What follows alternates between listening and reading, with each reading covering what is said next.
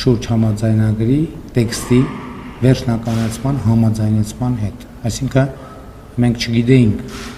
համաձայնագրի տեքստը որ օրն է համաձայնեցվելու, երբ որ համաձայնեցվել է, անհրաժեշտություն է առաջացել այդ համաձայնեցումը արձանագրել պաշտոնապես եւ դրանով այցը հենց արժևորում է առավել ևս դրանով, որ այդ առիթով, հենց այդ առիթով Միացյալ Նահանգների պետքարտուղարը եկել է Հայաստան, նախաստորագրել է եւ ստորագրման ու վավերացման հետագա ընթացքը ապահովելու համար։ Շնորհակալություն, իշխանություն։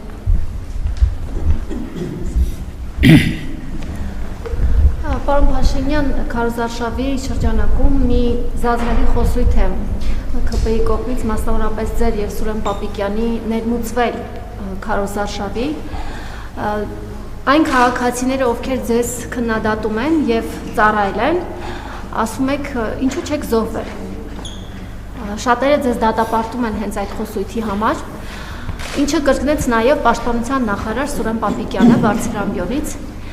Նույն քաղաքացիները հետաքրքրվում են, թե ինչու դուք չեք զոհվել, Սուրեն Պապիկյանը չի զոհվել, ինչու քաղաքացիական պայմանագիր խմբակցության որևէ պատգամավոր չի զոհվել,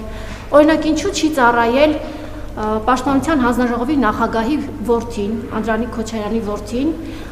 եւ հայրը նրան անվանում է բարձրակարգ տղա, դրա համար չի ծառայել։ Ինչու չի զոհվել նա։ Լավ, Սասուն Միքայելյանը ինչու չի զոհվել։ Այս խոսույթը որքանով է ընկալելի եւ ընդունելի, եւ ի վերջո իսկապես ինչու որևէ մեկը չի զոհվել։ Զորահանդեսի կազմակերպումը շատերը կապում են, ձեր ընդդիմախոսները կապում են քաղաքական քարոզարշավի հետ, քանի որ վերջին անգամ զորահանդես տեղի է ունեցել 2016 թվականին եւ 10 տարի անց հենց ընտրություններից 10 օր առաջ կազմակերպելը առնվազն քաղաքական նպատակ է հետապնդում, ինչպես սրան կարձագանքի եք։ Շնորհակալ եմ։ Սասուն Միքայելյանը վիրավորվել է եւ օրինակ երեկվա հանրահավաքի ժամանակ ինքը ժամանակ առ ժամանակ ստիպված էր բեմից իջնել, որովհետեւ չէր կարող կանգնել բեմին, նա ծանր վիրավորում ստացել պատերազմի ընթացքում։ Ինչ վերաբերում է խոսույթին, այդ խոսույթը վերաբերվում էր Լեռնային Ղարաբաղի պսևդո էլիտային եւ նրանց հարակից շրջանակներին եւ դա ճիշտ խոսույթ է, որովհետեւ նրանք քիչ չի փախել են, բառից բուն իմաստով փախել են Սամվել Շահրամանյանի գլխավորությամբ, հիմա էլ եկել են, ուզում են Հայաստանի ժողովրդին եւ նրա Հայաստանի ժողովրդին կրկին ներքաշեն պատերազմի մեջ։ Այո, եւ ես ասել եմ, որ Ղարաբաղի այսպես կոչված պսևդոէլիտային արմատախիլ եմ անելու Հայաստանի Հանրապետությունը։ Նրանք որպես այդպեսին իրավունք չունեն։ Եվ այո, այդ մարդիկ պետքա պարզաբանեն, հասուն տղամարդիկ, որ այսօր եկել են Հայաստանում, ասում են Ղարաբաղի հարցը եւ այլն, ինչ որ բաներ են պատմում, իրանք որտեղ են եղել։ Իրանք բացի փախնելուց ուրիշ ինչով է զբաղվել։ Ոչ մի բանով։ Եվ այդ խոսույթը վերաբերում է ոչ թե նրանց, որ կարող էին զոհվել եւ չեն զոհվել, այլ նրանց, ովքեր ընտրել են, որ իրենք պետքա ոչ մի պարագայում չզոհվեն։ Ես էլի ասում եմ, որ իմ որդու մոտ արկից խրամատից իր հետ ծառայակիցները զոհվել են։ Իմ ընտանիքը եղել է Ղարաբաղում եւ դա դարձել է շատ բաների առարկա, շատ քննարկումների առարկա։ Այդ Ղարաբաղի պսևդոէլիտաները, որ ամեն անգամ փախել են ու եկել են էլի Հայաստան ուզում են ներքաշեն կոնֆլիկտի մեջ, այո, իրանք պետք է պարզաբանեն։ Էլի ասում եմ, խոսքը վերաբերվում է այդ թվում Ղարաբաղի ժողովրդին են պատանդի կարգավիճակում շարունակել պահել։ Եվ ես երեք էլ ասացի, որ Ղարաբաղի ժողովրդին պատանդի կարգավիճակում պահելը ունեցել է մի նպատակ։ Հայաստանի պետականությունը ծնկի բերելը մեղրիով միջանցք ստանալուց հետո։ Մեղրիով միջանցք տալուց հետո։ Մենք այդ բոլոր պլանները ձախողել ենք։ Ռոբերտ Քոչարյանի գլխավորությամբ Մեղրին եւ Սյունիքը հանձնելու պլան է եղել, որը հրապարակված է։ Մենք այդ դուք ձեր հարցը չեք ավարտել։ Ինչքան է պետք ասեք ավարտեք, ես կպատասխանեմ։ Ավարտեք ձեր հարցը։ Հաստատ, վստահ եք։ Ռոբերտ Քոչարյանի գլխավորությամբ Սյունիքը եւ Մեղրին հանձնելու պլան է եղել։ Այդ պլանի իրագործման համար է տեղի ունեցել հոկտեմբերի 27-ը, եւ ես հպարտ եմ, որ այդ պլանը խափանեն։ Եվ այո, Ղարաբաղի պսևդոէլիտայի բոլոր ներկայացուցիչները պետք է պարզաբանեն, թե ինչու իրանք չեն զոր, ինչու առաջնագծում չեն եղել, ինչու են փախել, այո, ես նրանք անվանում են փախածներ, եւ այդ մարդկանց կոնկրետ ցուցակը կա։ Եվ հետո ես կարծում եմ, որ մենք առաջիկայում պետք է Ղարաբաղի պսևդոէլիտայի ունեցվածքի ցանկերը հրապարակենք Հայաստանի Հանրապետությունում, որպեսզի պատկերը ավելի պարզ լինի։ Այսօր նրանք Ղարաբաղի մեր ժողովրդին չեն թողում տնավորվեն։ Մենք պլանավորել ենք առաջիկա 10 տարում 800 միլիարդ դրամ հատկացում անենք, որ այդ ժողովուրդը վերջո տնավորվեն, հանդարտվեն, հանգստանան, պանդուխտի եւ գաղթականի հոգեբանությունից դուրս գան, բայց այդ փոքր փախած պսևդոէլիտա չի ուզում հանգստալ ժողովրդին։ Հետևաբար այդ պսևդոէլիտայի գործունեությունը պետք է զրոյացվի, որպեսզի հանգիստ թողեն։ Իրանք Ղարաբաղում մարդկանց պատանդ են պահել չի, հիմա էլ Ղարաբաղի մեր քույրերին ու եղբայրներին ուզում են Հայաստանում պատանդ պահել։ Չի լինելու այդպիսի բան, չի լինելու այդպիսի բան։ Եվ նրանք այո պիտի պարզաբանվեն եւ այդ թվում ապօրինի գույքի բռնագազման համակարգով հատ-հատ այդ տասնյակ եւ հարյուրավոր տները ձեռներից առնելու ենք, հատ-հատ։ Եվ առաջիկայում դա անպայման տեղի է ունենալու եւ ես այդ թվում դրա համար եմ մանդատ ուզում Հայաստանի եւ Ղարաբաղի ժողովրդից միջավայրից, Ղարաբաղի ժողովրդից։ Եվ այդ պսևդոէլիտայի ներկայացուցիչները Հայաստանի եւ Ղարաբաղի ժողովրդի առաջ դեռ պետքա պատասխան տան։ Շնորհակալություն, զորահանդեսի մասով հարցեր կան, որ այս փուլում են Զորահանդեսի պատմությունը ես արդեն հրապարակային ելույթներում անդրադարձել եմ։ Դուք գիտեք, որ արդեն տարիներ մեզ մեղադրում են բանակը քանդելու, բանակով չզբաղվելու, բանակում բարեփոխումներ չանելու, դրա փոխարեն օտար երկրներում տներ առնելու, կոռուպցիայի մեջ,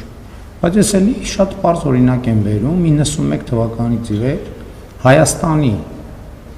հրետանու առանցքային միջոցը եղել է D30 հրանոթ, այսինքն D30 հրանոթը եղել է մեր հրետանային թիվ 1 միջոց։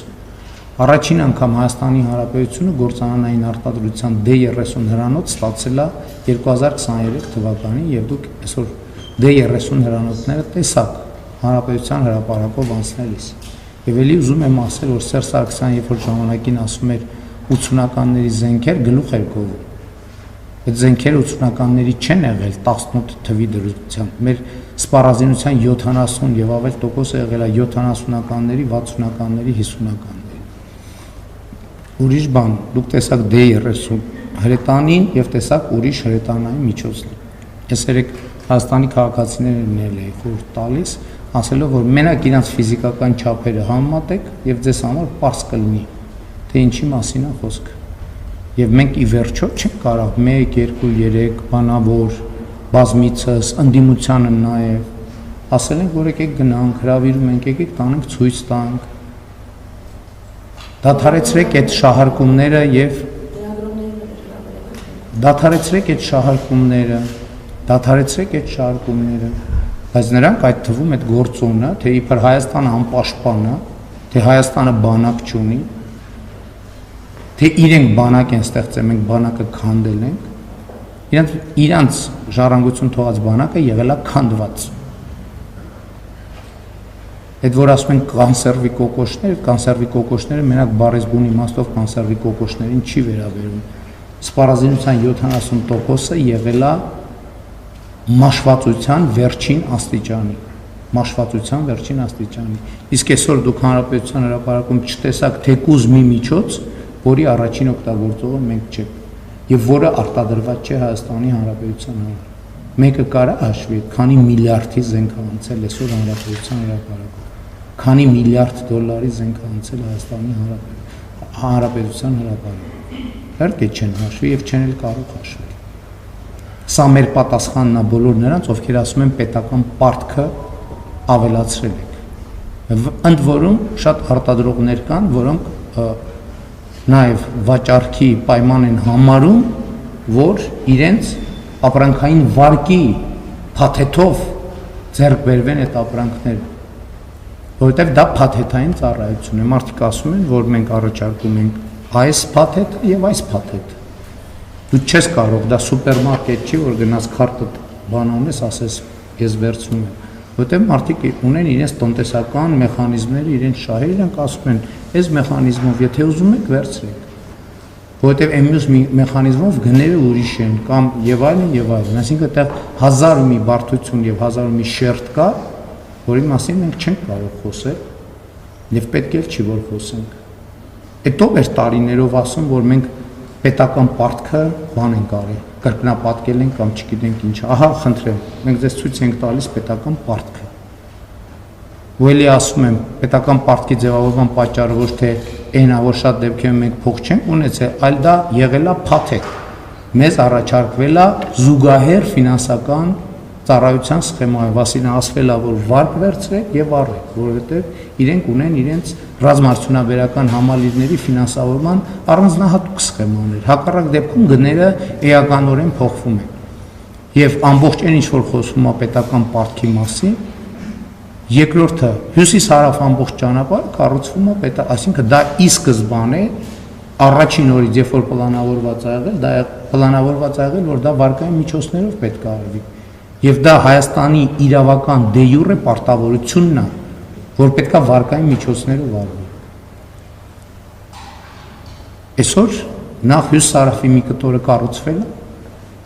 եւ այսօր Ագարակ քաջարանն է կառուցվում, հիմա շարունակությունը կլինի, հիմա Բարգուշատի թունելը կլինի, հիմա Սիսյան քաջարանը կլինի։ Այսօր Հայաստանում ամենաերկար Հայաստանի պատմության եւ հայ ժողովրդի պատմության մեջ ամենաերկար կամուրջն է կառուցվում։ Բայց մարդիկ որ ասում են Մեղրին տալու են, Սյունիքը տալու են։ Սյունիք տվող Քոչարյանն եկել էր մեզ մեղադրում, Սյունիք մի հատ էլ ասում է, որ իմ հաղթանակը ձեռից եթե ինչ անեն, խլեն։ Եթե խլելու բան կա, մենակ քո բանտը ձեռից կարան խլեն, դա էլ կարծում եմ այս անգամ չի ստացվի։ Այն մյուսները, որ ասում եք, բանը Ծառուկյանը ասում ապացուցի, որ շպիոն են։ Շպիոնին